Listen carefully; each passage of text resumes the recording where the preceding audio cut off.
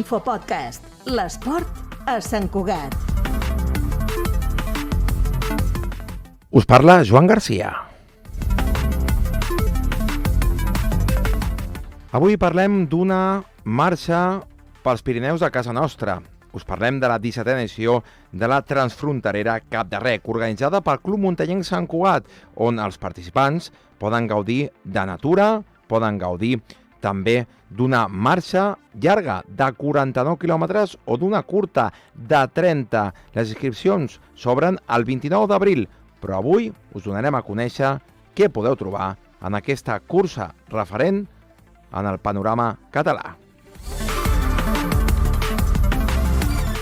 Des del 2019, aquesta prova passa a dir-se Transfronterera Cap de Rec i conserva la denominació Memorial Narcís Castanyer, en reconeixement al que va ser president del Club Muntanyenc Sant Cugat i membre fundador i actiu participant d'aquesta marxa que es va deixar la tardor de 2014. Imatges, sens dubte, referents. La marxa llarga de 49 quilòmetres ja forma part del circuit català de caminades de resistència. Per contra, la curta també es pot fer, però nosaltres volem conèixer qui pot fer aquesta cursa, què poden trobar els participants i, sobretot, com gaudeixen de la natura.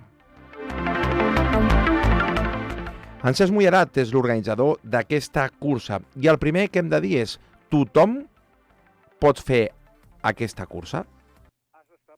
O sigui, quan dic preparat vol dir que has de tenir un mínim d'actitud i aptitud, o sigui, un mínim de forma física i un mínim d'experiència amb aquest tipus de caminades, marxes. Una cursa on els participants també rebran diferents guardons. Un d'ells és, sobretot, el dels avituallaments. Són un total de 7, un diploma commemoratiu. Però a banda d'això, què ens podem trobar a la Transfronterera Cap de Rec? Sí, bueno, n'hi ha diverses. Vull dir, se surt a les 6 del matí i aleshores surts tenint tot el cadí que surt el sol, que l'estàs veient. Després ja vas entrant... Són imatges molt alpines i molt paisatgístiques.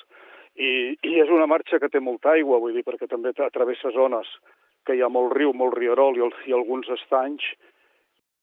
Sortida a Cap de Rec, tornada a Cap de Rec i passant, per exemple, per refugis de l'Illa, el Prat Xuixirà, el Font de la Closa.